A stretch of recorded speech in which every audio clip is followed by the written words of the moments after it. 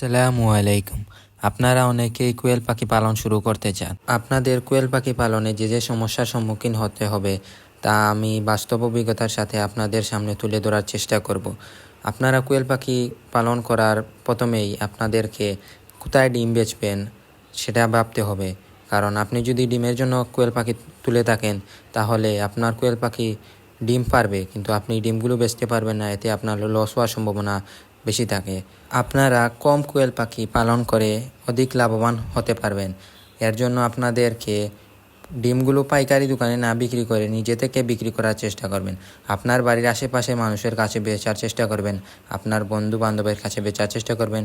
এতে আপনার লাভ হবে বেশি, কারণ আপনার কাছে ভালো ডিম থাকবে, মানে ডিমের মান ভালো থাকবে, তাহলে মানুষ আপনার কাছ থেকে ডিম ক্রয় করবে। আপনি যদি পাইকারের কাছে ডিম বিক্রি করেন তাহলে আপনি প্রত্যেকটি ডিমের আমাদের বাজারের তুলনায় 3 টাকা করে পাবেন, এবং আপনি যদি নিজে থেকেই ডিম বিক্রি করেন তাহলে আপনি প্রতি পিস 5 টাকা করে পাবেন।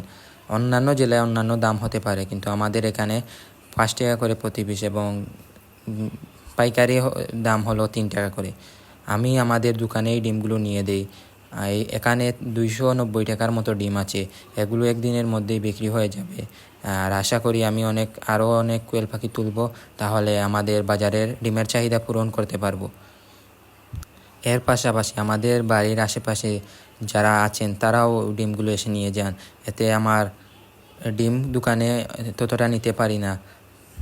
আমি এই ডিমগুলো নিয়েছিলাম 2:30টার দিকে দোকানে নিয়েছিলাম, এবং রাত 8টার দিকে ডিমগুলো বিক্রি হয়ে যায়।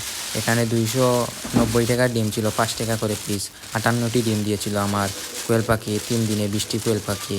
এখান থেকে আমি বিক্রি করেছি 280 টাকার ডিম। 2টা ডিম একজনকে এমনি দিয়ে দেই, মানে অতটি ডিম নিয়েছেন বলে 2টি এক্সট্রা দিয়ে দিয়েছিলাম। এখানে আমি 280 টাকা বিক্রি করেছিলাম এই ডিমগুলো। যে দেখতে পাচ্ছেন আমার কোয়েল পাখিগুলো, এগুলোই হচ্ছে সেই কোয়েল পাখি যারা ডিম দেয়।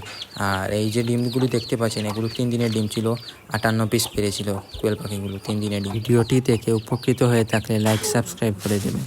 ধন্যবাদ।